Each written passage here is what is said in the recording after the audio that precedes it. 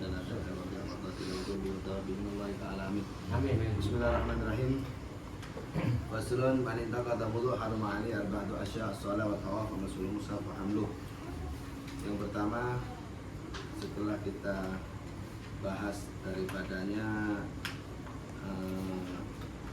nawaqidul wudu yang membatalkan wudu, kita akan melanjutkan maninta qadha wudu yang memang udah nggak ada wudu, maka diharamkan atasnya 4 perkara.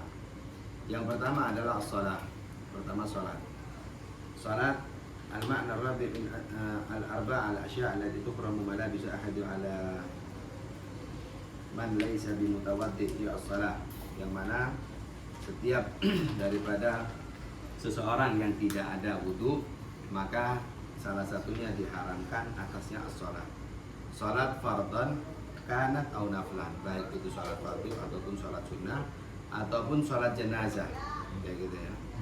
Ataupun salat jenazah. Jadi itu udah jelas kayak gitu. Yang kedua adalah at-tawaf. At-tawaf bil bait masul, yaitu tawaf ketika seseorang di Baitullah, yaitu di Masjidil Haram. Yang ketiga adalah maskul mushaf wa jilduhu muttasilun bihi wa kada munfasil alladhi lam tanqati nisbatuhu ilaih wa qarituhu wa sunduquhu wa alaqatihi in kana fi ayhadi talata. Yang dimaksud daripada memegang mushaf di sini baik itu contoh kayak model covernya kayak gitu atau lembarannya, maka itu juga menjadi haram apabila setiap seseorang tidak mempunyai wudu kayak gitu ya. Wa hamluh, yang keempat adalah ketika megangnya kayak gitu. Adapun ulama berpendapat kalau memang dia membawa, contoh dia ada tas kayak gitu, tasnya itu ada mushaf, ada mushaf atau ada Al-Quran, maka dia enggak memberikan atau tidak bermaksud untuk bawa mushafnya, melainkan bawa adawat ataupun perlengkapan yang lain, mungkin di situ ada baju, ada sarung, ada baju koko dan lain sebagainya, maka itu lam yahrum, maka enggak diharamkan kayak gitu. Jadi kalau ditujukan untuk membawa mushaf saja kayak gitu, maka itu haram. Jadi kan biasanya mungkin orang mau mudik nih, packing gitu, di situ ada Quran, di situ ada kitab-kitab, terus kemudian ada pakaian, ada alat-alat yang lainnya. Ketika dia bawa, maka walaupun yang bawa nggak pegang wudhu, maka itu diperbolehkan alias nggak diharamkan. Kita lanjut, yaitu wayuh roma ala junub sitata asya. Itu yang tadi nggak punya wudhu, maka diharamkan 4 perkara, yaitu sholat, tawaf, masul mushaf wa hamluh. Sholat dan tawaf dan menyentuh Al-Quran ataupun membawanya. Adapun yang junub itu ada 6. Apa aja? Pertama as-shalah, sebagaimana kayak tadi kayak gitu, as-shalah, sholat, wa tawaf, yang kedua adalah tawaf, wa masul mushaf, wa hamluh, sebagaimana wa lubsu fil masjid, dan dia duduk di masjid, berdiam diri di masjid. Nah, maka ketika orang yang lagi junub kayak gitu, maka itu diharamkan untuk yang namanya berdiam diri di dalam masjid kayak gitu ya.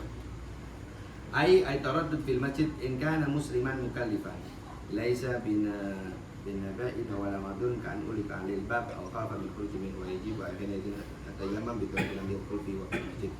Bagaimana kalau seandainya seseorang itu posisinya lagi junub kayak gitu, dia lagi junub terus kemudian terkunci. Jadi lagi junub ini terkunci dalam masjid. Nah, pas dia bangun sadar di kondisi junub, maka disunahkan untuk tayamum di saat itu seketika. Kayak gitu. Karena dikunci ya, nunggu subuh baru mungkin dibuka sama marbotnya, contoh gitu. Nah, terus taraddud, mondar-mandir, walaupun gak berdiam diri.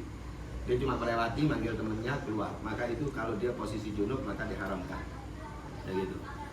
Jadi kalaupun dia Taraddud itu mondar-mandir begitu aja, manggil temennya atau ada yang ditegur dalam masjid, dia masuk ke masjid terus balik lagi dengan kondisi dia junub, maka itu haram.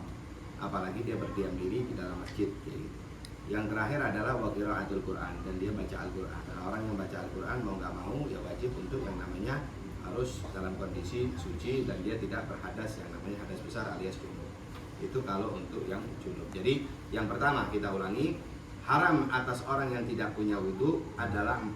Pertama sholat, tawaf, menyentuh Al-Quran dan membawanya, itu 1. Yang berikutnya adalah haram untuk orang yang junub, tambahannya adalah berdiam diri atau dia mondar-mandir ada di masjid, atau qiraatul Quran, yaitu dia membaca Al-Quran kayak gitu, itu membaca Al-Quran. Wa yuhramu bil haid asra asya. Adapun yang diharamkan untuk orang yang haid itu 10 perkara. Tadi itu orang yang junub, ini yang haid. Pertama adalah as-shalah. Orang haid itu perempuan nggak boleh sholat, nggak boleh tawaf, menyentuh Al-Quran, membawanya, lubsu fil masjid, berdiam diri dalam masjid, atau taraddud, mondar-mandirnya. Terus kemudian baca Al-Quran nggak boleh, saum nggak boleh juga, berpuasa nggak boleh di saat dia haid. Watalak ataupun ditalak, kayak gitu. Nah ini perkara nih, kayak gitu. Kita bahas. Adapun yang disebut at-talak, fa yuhramu 'ala zawj in kana mawtu'atan wa an kana hablaha wa lam tadullaha malan fi maqabil wa lam takun hamilan itu. Al-istimta' bima baina surah wa binadar wa surah bila haid wa yuhramu 'ala zawj aidan.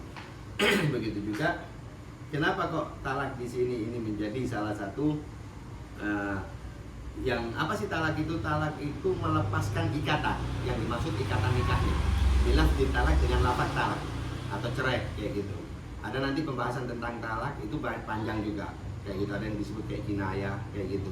Yang mana kayak saya pulangin aja ke rumah orang tua, tapi dengan niatan memang dia pengen mulangin, itu udah jatuh talak. Kayak gitu. Yang berikutnya berkaitan dengan talak juga itu, kenapa demikian? Karena nanti akan memanjangkan masa daripadanya iddah, kayak gitu. Masa iddahnya daripada orang yang udah ditalak, kayak gitu. Karena nanti contoh orang yang ditalak dalam kondisi haid, maka nantinya itu dia harus ada 3 kali suci, dan gitu, 3 kali suci. Kalau secara gambaran waktunya, talak mati 44 bulan 10 hari, itu talak mati. Adapun talak hidup itu 3 bulan 10 hari. Karena lantaran dia ditalak dalam kondisi haid, maka talak yang 3 bulan 10 hari itu bisa lebih memanjang sampai 4 bulan 10 hari sebagaimana kayak talak mati. Padahal dia ditalak dalam kondisi hidup. Kan cerai itu ada 2, cerai si fulan janda apa tuh? Janda ditalak hidup atau janda mati, kayak gitu. Nah, diharamkan di sini ini untuk ditalak seorang yang haid, yaitu perkaranya. Jadi tidak boleh untuk memperpanjang daripada masa daripada iddahnya. Dan iddah itu hukumnya wajib. Iddah itu hukumnya wajib. Apa yang dilakukan oleh orang-orang yang iddah, perempuan-perempuan yang ditalak baik yang hidup ataupun yang mati, dia gak boleh banyak dandan, kayak gitu. Diusahakan jangan keluar rumah, diusahakan banget, kecuali dalam kondisi darurat. Mungkin dia nyari nafkah, itu masih diusahakan. Setelah nyari nafkah dia keluar, nggak boleh tuh janda dengan setelah dia ditalak dia lari jalan ke mall, shopping dan lain sebagainya. Apalagi dia nerima lamaran yang baru, haram. Nggak boleh dulu sampai pada masa waktunya, sama masa waktunya baru, kayak gitu. Kalau sekarang mungkin terlalu bebas, dia bisa chat dengan cowok istilahnya kayak gitu. Nah, maka itu juga jadi masalah sebetulnya, itu haram, kayak gitu. Haramnya karena apa? Karena dia masih dalam masa iddah, kayak gitu. Masa iddah ini jarang orang ngamalin, jarang. Ada sebagian seseorang baru dicerai atau mati suaminya, dapat 2 minggu udah nikah lagi. Ini kebangetan, haram itu. Nah itu terjadi juga di sini Pak RT. Nah, itu kan masalah sebetulnya, kayak gitu, itu masalah. Nah, terus kemudian wal mururu fil masjid in khafat talwithahu. Terus mondar-mandir untuk orang yang haid tersebut itu di masjid in khafat talwithahu, kalau sekiranya dikhawatirkan berceceran yang namanya darah. Pertanyaannya begini, sekarang udah ada zaman pembalut, apakah dengan kondisi atau keadaan pembalut tersebut itu akan menutupi daripada perihal nomor 9 di bab yang diharamkan orang yang haid itu tetap kayak gitu, walaupun udah ada pembalut maka dikhawatirkan. Kenapa? Karena yang namanya darah haid itu tidak sebagaimana kayak keluarnya air seni. Air seni itu ada otot yang sekiranya bisa, otot yang di bagian kewanitaan itu bisa untuk yang namanya nahan. Contoh orang mau pis, istilah kayak gitu, mau buang air kecil, itu dia bisa tahan, kayak gitu, sehingga nanti dia akan keluarkan air seninya itu di tempat yang memang tempatnya gitu. Adapun yang namanya darah haid itu nggak bisa dikontrol, kayak gitu, ada bisa keluar sedikit, keluar banyak, atau keluar banyak begitu. Dan posisi di masjid itu in khafat talwithu. Ada juga yang berpendapat ya nggak apa-apa, kan dia nggak takut, nggak bisa begitu juga, gitu. Kalau udah ulama memberikan arahan, ikhtiyat, kehati-hatian, maka kehati-hatian itu lebih baik untuk dijaga. Yang ke-10 adalah al-istimta baina surrah wa rubba. Istimta yaitu bersenang-senang, maksudnya rayuan dan lain sebagainya, baina surrah wa rubba, antara pusar sampai dengkul, itu diharamkan, tidak diperbolehkan. Intinya ya otomatis yang namanya orang haid itu ya tadi tidak boleh untuk melakukan istimta tadi itu, yaitu bersenang-senang dengan suami istri dengan posisi antara pusar sampai ke bawah. Itu hal-hal yang sekiranya menjadi haram. Jadi ketika seseorang untuk yang berkaitan di masjid in khawfa talwithuhu kayak gitu, maka itu juga menjadi masalah gitu, menjadi haram kayak gitu apabila dia lakukan gitu. Wa istamiru tahrim wadhkur ila anta sira anta yama ila shawm wa talaq wa yahilla lil kitab.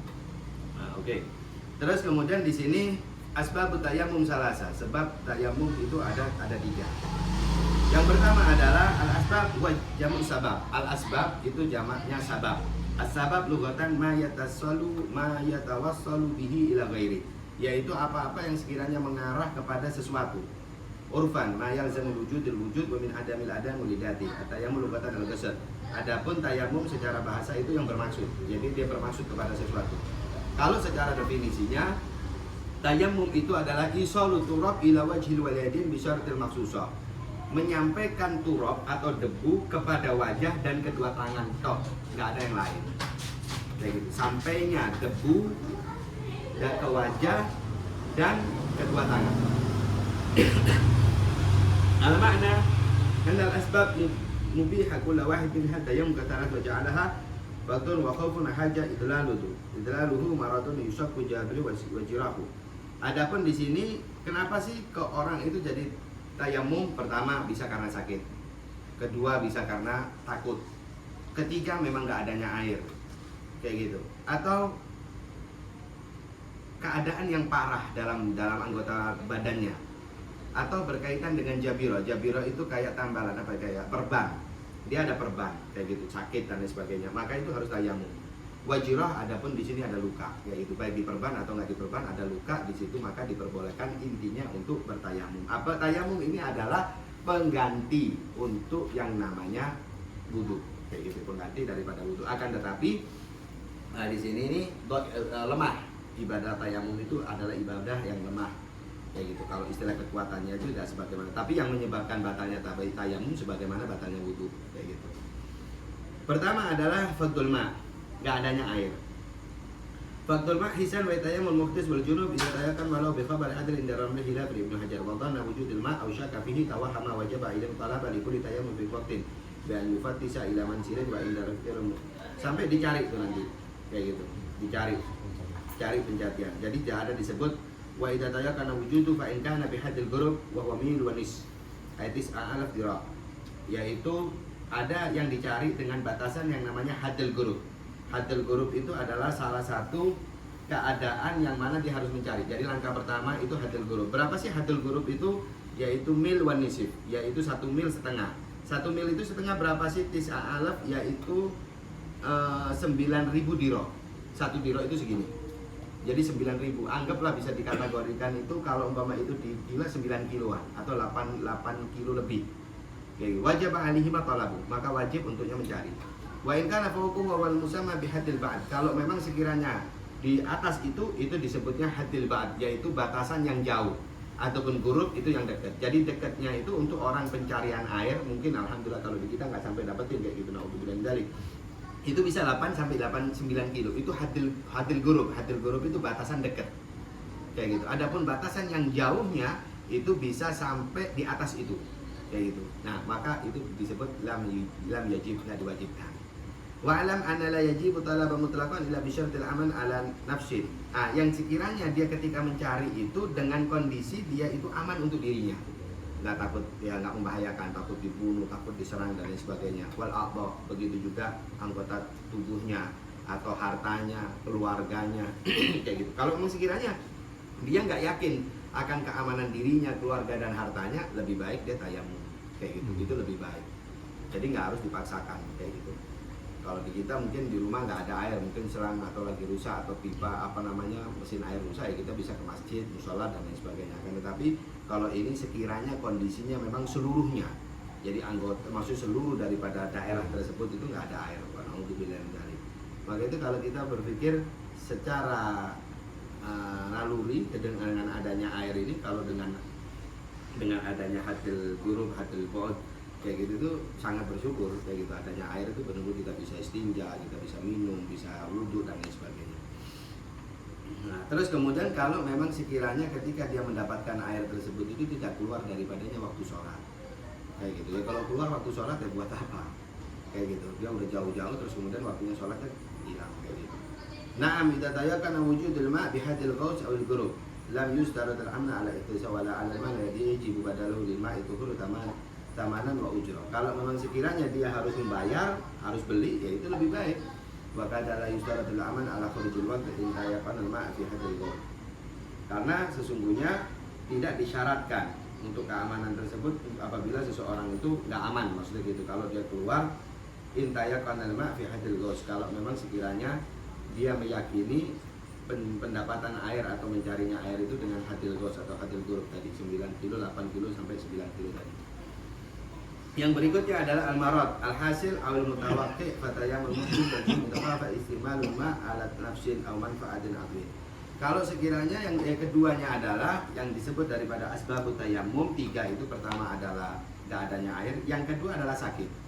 Nah, sakit di sini ini kita nggak bisa tahu gitu kondisi seorang Allah cuma meriang doang. Oh iya, meriangnya kamu dengan meriang yang saya beda, kayak gitu. Dia orang meriang nggak kuat, ini kalau kena air dia malah menggigil. Maka apa yang harus dilakukan? Maka hendaknya dia bertayamum, kayak gitu. Agama ngasih yang sangat mudah sekali. Nah terus kemudian fayatayamul muhdis wal junub, maka bertayamumlah orang-orang yang berhadas dan orang yang junub. Idza khafa an istimalul ma, kalau dia memang takut penggunaan pakai air itu dengan takut untuk dirinya atau manfaat daripada anggota badannya, atau tu lamuddatil marad, atau tambah lama sakitnya, au ziyada, atau malah bertambah, au khudusi syai'in fakhis tataghayyar laun min sawdi ila bayad matalan wa absu, atau kalau enggak dia berubah gara-gara pakai air. Dokter udah bilang jangan pakai air, akhirnya warna kulit berubah, yang awalnya putih dari coklat, yang coklat jadi hitam, malah nggak karuan kalau bahasa kita kayak gitu. Maka itu diperbolehkan untuk pakai tayamum kayak gitu. Lakin yustaradul hudus al-madhkur an yakuna fi udbin yubda'u ghaliban indal hinna ay khidma al-wajhi wal yadain. Akan tetapi di sini tetap hendaknya setiap seseorang itu melakukannya segala sesuatunya itu sebagaimana kayak wudhu, yaitu mendahulukan tangan kanan dan tangan kiri. Jadi nanti tayamum itu kayak gini, tayamum ini umpama kayak begini, ini bisa digunakan tayamum kan? Jadi udah juga tayamum, begitu. Di situ, nah terus begini ngambilnya. Nah untuk ngambilnya itu begini. Nah ini diginiin sampai di sini dipegang, kayak gitu. Di sini pegang terus jalan begini. Nah, ini tayamum kayak gitu. Terus gitu, nah udah sini, nah, sampai di sini dipegang, sini terus berjalan terus begini. Kayak gitu udah selesai. Kayak gitu.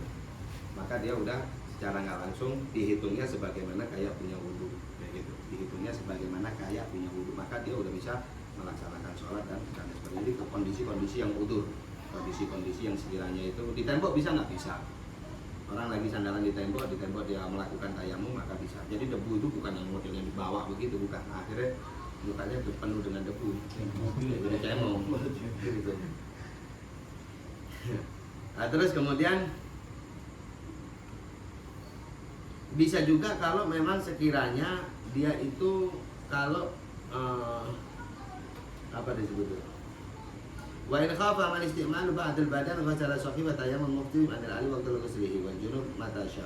Adapun kalau dia takut untuk penggunaan daripada sebagian daripada badannya, maka dia mengusap dengan air yang kondisi yang sehat. Kayak gitu.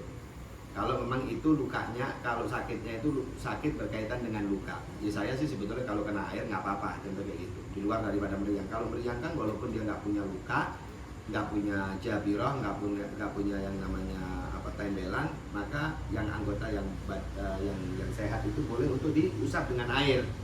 Wa tayammumul muhtis anil alil waktu ghusli. Maka bertayamumlah orang-orang yang muhtis, yang memang udah berhadas daripada waktu ghusli, ketika dia waktu membasuhnya tersebut. Wa in kana ala alil satir jabira wa ghairu wajib nasahu fi surat. Kalau memang sekiranya jabira tersebut, jabira itu kayak apa tadi, perban tersebut itu memang bisa dilepas, maka dilepas. Kalau memungkinkan, kalau memang sekiranya bisa dilepas untuk posisi yang luka tadi itu, dikenain air. Kalau enggak ya nggak usah. alam yumkin bidzalik lakin akhadha ba'du sahih fayanza'u li ghusli. Kalau enggak, ya tadi usap di bagiannya. Contoh, di sini ada luka, di sini diperban, perbannya dibuka kayak gitu. Yang dikenain air itu pinggir-pinggirannya luka. Kayak gitu. Tapi kalau wah ini pinggir-pinggirannya luka, kalau kena air malah merambat, Bib. Ya udah nggak usah. Kayak gitu. Tapi kalau sekiranya enggak apa-apa ya nggak apa-apa. Kayak gitu. Jadi kan yang tahu itu bagaimana kitanya kayak gitu. Kalau ini, oh ini luka ini kalau saya kena air ini karena kata dokter harus kering lukanya itu. Ya udah bikin kering aja. Kayak gitu. Yang ketiga adalah yakuna bimau ditayang yumkinu mashu matahtu biturab. Hendaknya posisinya itu adalah mashu tahta biturab, yaitu musab dengan debu tersebut. Kalau itu gambaran 3 daripada jabira. Jabira itu kayak tembelan tersebut atau perban. Wal ihtiyatu ilahi li atasi hayawan muhtaraman. Al ihtiyat alladhi yukhramu qatluh. Yang berikutnya adalah yuqaddu min as-sahih qadar intisaku faqat wa yudha wala hadas wa lam yakun min as-sahih shay'an wa yakuna adha tayammum tajib al-i'adah. Wa in ya'khudh bi sahih syai'an wa lam yakun fi adha tayammum lam tajib i'adah. Kalau memang sekiranya yang diambil daripada yang sehat tadi itu enggak ada, walam yakun fi adha tayammum, dia posisinya itu enggak ada di bagian anggota tayammum, maka dia wajib ya ada untuk ulang sawa'un wa ala tuhri amla. Maka dari kala tajib ada in kana ghairu adha tayammum wa akhadha min as-sahih wa al istimsal faqat wa ala tuhri. Al-ihtiyat ilaihi li atasi hayawan muhtaram wa huwa alladhi yukramu qatluh. Yang disebut muhtaram itu adalah diharamkan ketika kalau dibunuh, itu muhtaram. Yaitu al-makna tsalis najam tayammum ihtiyat ila ma, yaitu ihtiyat li atasi hayawan qatluh. Kalau memang sekiranya membantu, ya gitu. Jadi membantu daripadanya kepada air, kayak gitu ya. Li ihtiyat li atasi hayawan muhtaramin tadi itu alladhi yakrumu qatluh, yang haram untuk dibunuhnya, kayak gitu. Yang dimaksud di sini adalah ihtiyat itu ke apa ya, kalau bahasa kita, bahasa Indonesianya itu, jadi seseorang itu kalau memang kondisinya ada air, posisinya ada air, ada hewan di situ, hewan lebih diutamakan. Al-ihtiyat ilaihi di atas, dengan kondisi memang hewan tersebut itu atos, yang namanya haus, hayawan yukhramu qatluh, yang diharamkan untuk dibunuh. Bi an yakhafa alaihi minal atas maradan aw ghairu mimma sabaq, yang dikhawatirkan kalau si hewan ini haus, kayak gitu. Contoh kita punya kucing ini butuh minum, kayak gitu. Haram nggak bunuh kucing? Haram bunuh kucing, kayak gitu. Haram dibunuh kucing itu. Adapun kita punya air, maka kita dahulukan kucing tersebut dibanding untuk kita ambil wudu. Nah, sampai akhirnya ternyata air yang digunakan, yang harusnya saya pakai punya wudu atau saya gunakan untuk wudu, nggak taunya harus digunakan pakai kucing. Akhirnya sampai habis deh itu yang namanya air tersebut, sehingga kita nggak bisa melaksanakan wudu. Maka itu nggak jadi masalah. Itu adalah salah satu penyebab asbabut tayammum, sebab-sebab daripada tayammum. Ya kalau kucingnya satu, kalau ada 2000 contohnya kayak gitu, kan berarti habis tuh air, harus sama si hewan tersebut, kayak gitu. Sawa'an kana hayawan adamian aw ghairu lahu amma ghairi sawa'an khafa alaihi halan aw malan wa in dhanna wujud al-ma'qul. Wa mithl al-ihtiyat lima ila atas wa dhikr al-ihtiyat li bai'ihi li atami wa aw li daini li ghusli najasa wa law tatahhara bihi ma al-ihtiyat ilayhi syai'un mimma dhikra sahhat wa waqat. Yang disebut ghairu muhtaram sita. Orang yang disebut ghairu muhtaram kalau dalam bahasa fikih, yang tidak muhtaram itu nggak terhormat sebetulnya kalau dalam bahasa tepatnya. Siapa sih itu tariku sholat? Orang yang meninggalkan sholat itu nggak muhtaram, kayak gitu. Yang kedua adalah zanil muhsan, zani atau dia zina yang dia punya pasangan, kayak gitu. Dia punya pasangan, punya bini, punya suami, dia zina. Nah itu zanil muhsan. Zanil muhsan itu yaitu yang diharuskan rajam, kayak gitu. Al murtad, yang ketiga adalah murtad, itu nggak muhtaram dia secara fikih ya. Kafir harbi, yaitu kafir yang memerangi, itu nggak muhtaram. Wal kalab agur, yaitu anjing, gitu, yang ganggu, yang gonggong dan sebagainya. Wal khinzir dan babi. Jadi ada 6 yang disebut tidak muhtaram itu orang yang tidak sholat. Dan bayangin, orang yang tidak sholat itu disamakan dengan kalab, nggak samakan dengan anjing, disamakan dengan babi. menurut definisi fikih kayak gitu. Ini untuk jadi gini, ilmu itu untuk pengetahuan kita kayak gitu, untuk pengetahuan kita, bukan kita nanti melihat orang ini nggak sholat berarti babi lu anjing, nggak begitu juga. Ini jadi masalah nantinya gitu. Akan tetapi di sini ini posisinya kafir harbi, al-kalbul agur yaitu anjing, dan khinzir babi kayak gitu, murtad, zanil muhson, tarikus sholat yaitu orang meninggalkan sholat.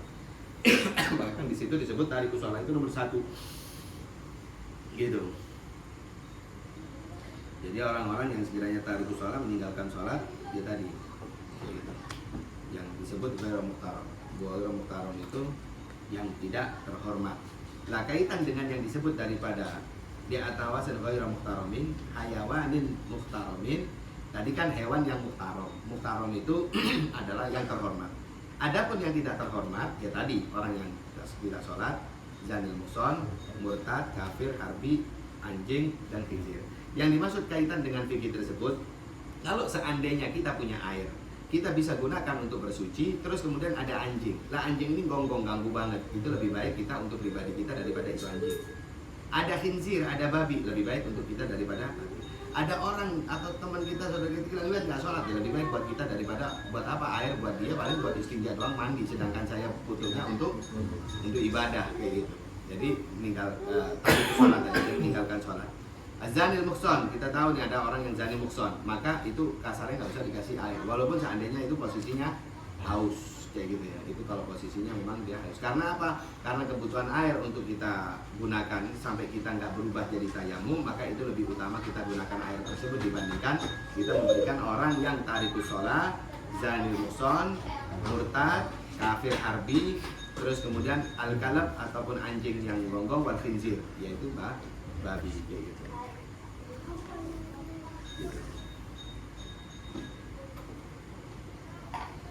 Ada pertanyaan dari sini?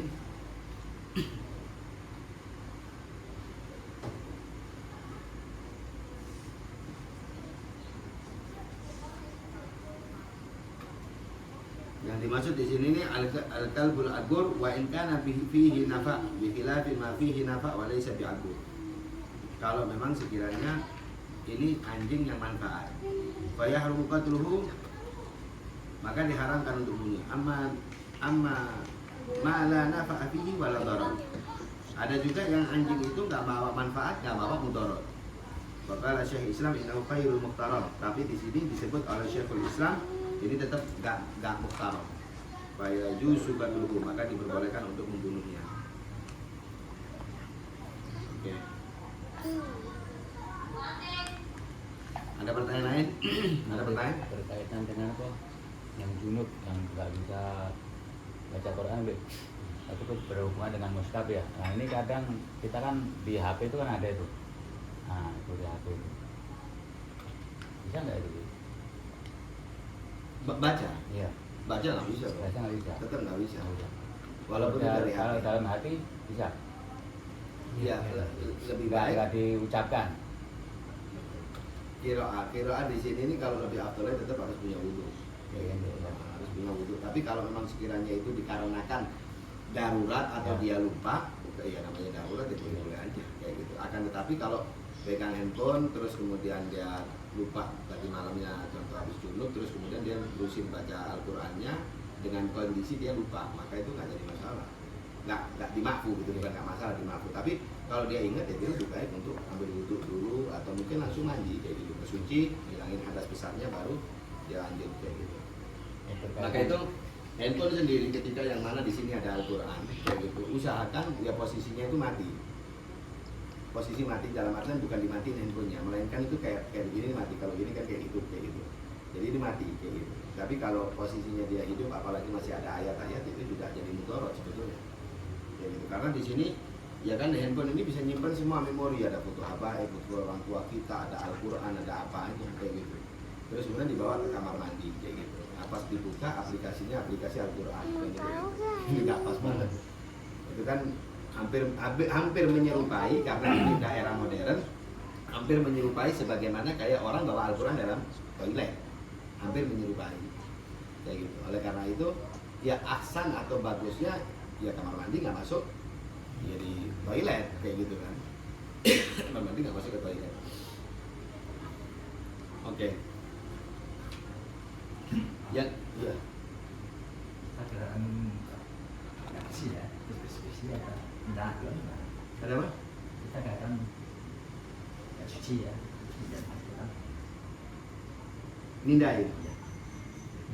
Menyentuh. Bersih itu suci ya. Nyapu.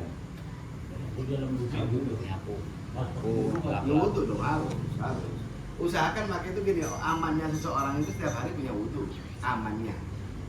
Jadi ketika dia kayak pis ya langsung wudhu, dia buang air langsung wudhu, dia kentut ya langsung wudhu gitu. Dijadikan rutinitas semacam itu, nanti ketika kita dapetin semacam kayak megang Al-Quran dan lain sebagainya, kita nggak repotan. Kalau tadi itu ya kita harus itu mindahin, atau kalau nggak nyuruh seseorang yang sekiranya punya wudhu untuk mindahin kayak gitu.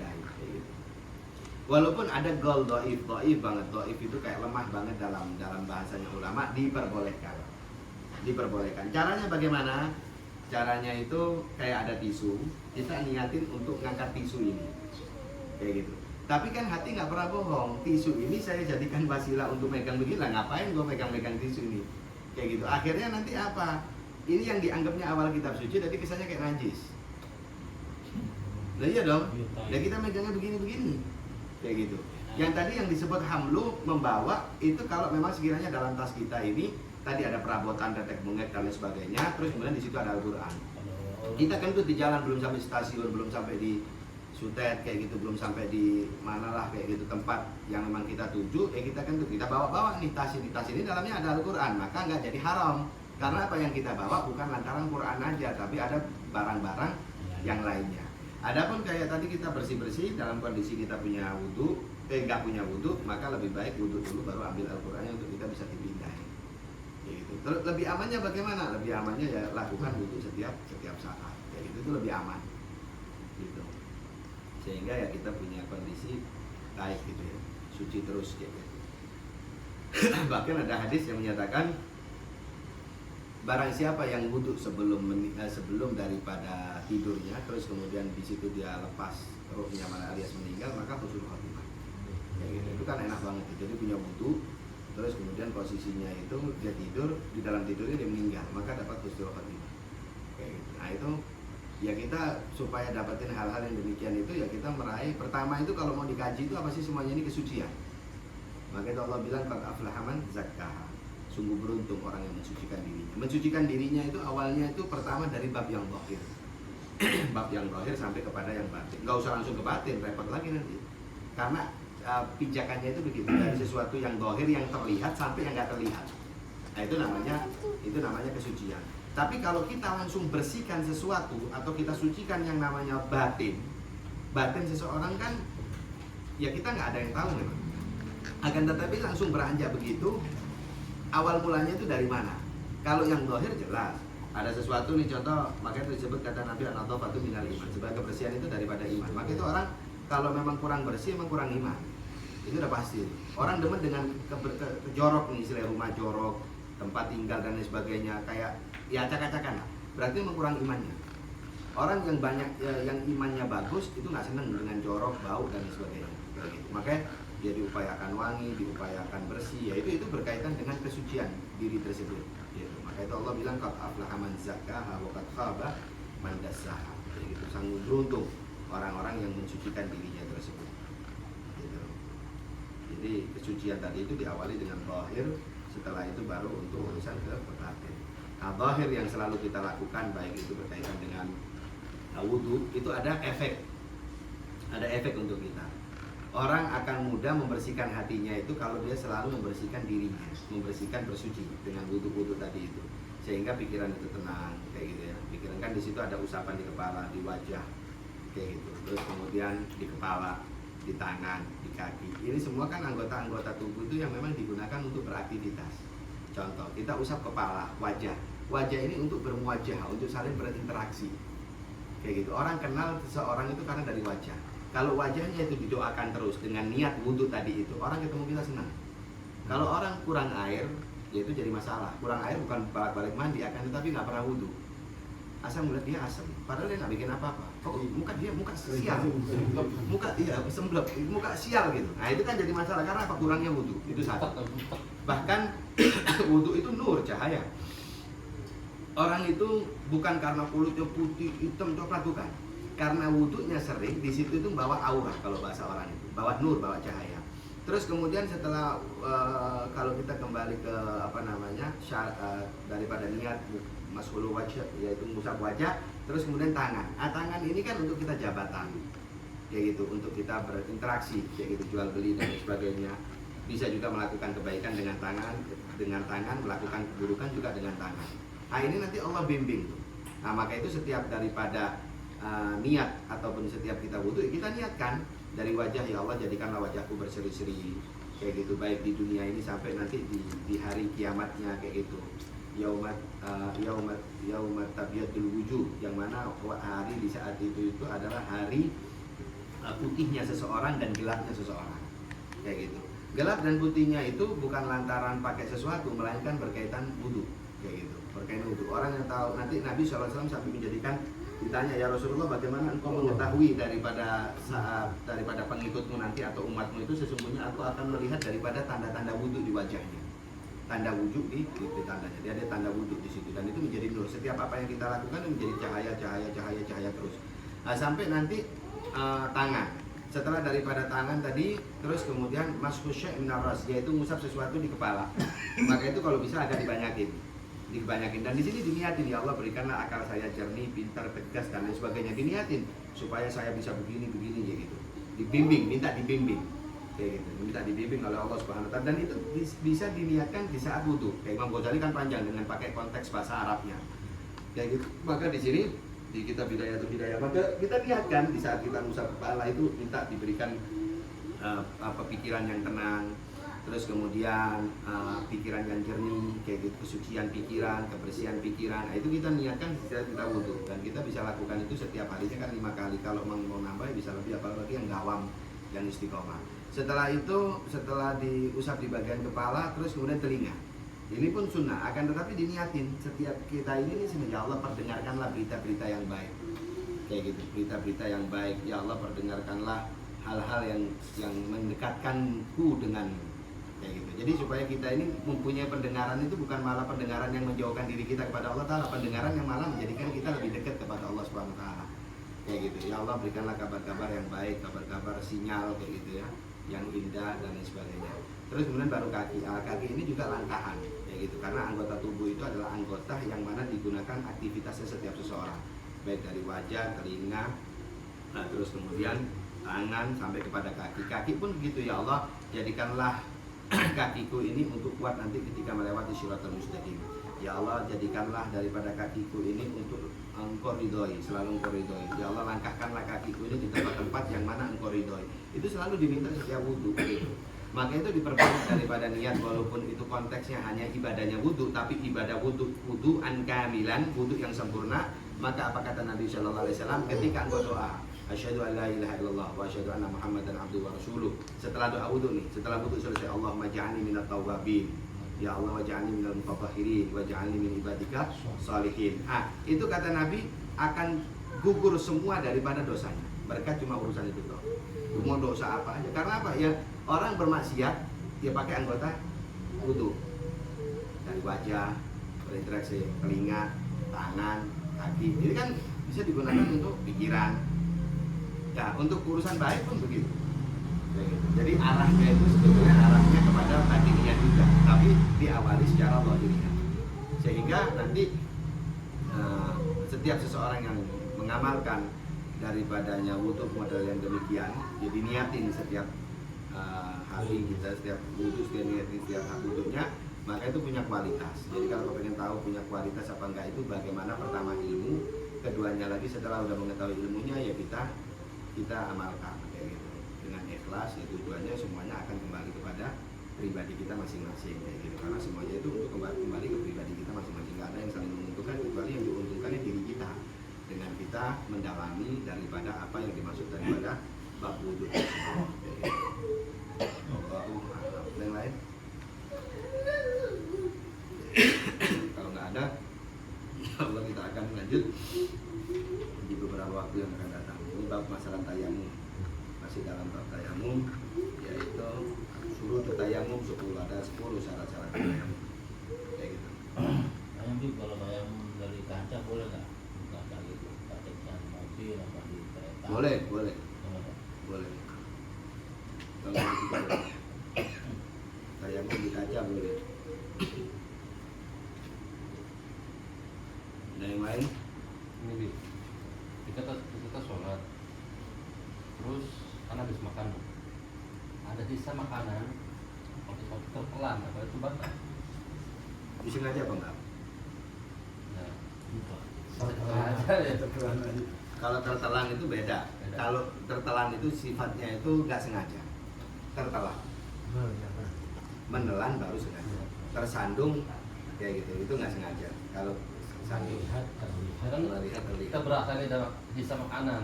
Kalau nggak sengaja nggak apa-apa. Mau dibuang Sebetulnya gimana? kalau mau diambil keseluruhan daripada hukum fikih ini, ketika sesuatu itu nggak disengaja, itu benar-benar nggak disengaja. Jangan mengatasnamakan nggak disengaja, beda tuh. Itu nggak apa-apa. Kayak gitu, itu nggak jadi masalah. Contoh setiap ada kayak beberapa orang kan tahu-tahu ditawarin sama temennya, ini nggak tahu babi yang dimakan. Dia nggak tahu, kayak gitu. Terus mau dihukumin ya nggak bisa dong. Padahal dia udah makan itu yang dia bilang daging sapi, nggak taunya babi, udah bertahun-tahun. Nggak sengaja, nggak jadi masalah. Maksudnya nggak dihukum, tapi tetap efeknya ada. Jangan dianggap nggak ada efeknya. Ya karena zatnya tadi itu. Maka itu kenapa Nabi Shallallahu Alaihi Wasallam, ini rahasianya. Nabi itu nggak akan terima sholat seseorang yang mana di situ itu ada minuman keras di dalam dirinya sampai 40 hari. Nggak diterima sholatnya orang yang minum. Contoh minumnya di tanggal 10 sampai tanggal 10 bulan depan, bahkan tambah lagi 20, kayak gitu di bulan depannya, intinya 40 hari itu nggak diterima. Kenapa demikian? Karena masih ada zat daripada minuman tersebut. Gitu. Loh kok begitu? Iya, karena innallaha thayyibun la yaqbalu illa thayyiban. Allah itu maha baik, nggak terima yang buruk-buruk. Kayak gitu. Jadi kesucian tersebut itu ya nggak jadi suci kan? Karena apa? Lantaran ada minuman keras. Kayak gitu. Dia minum, kayak gitu. Dia udah tobat kayak gitu, tapi tetap belum bisa diterima.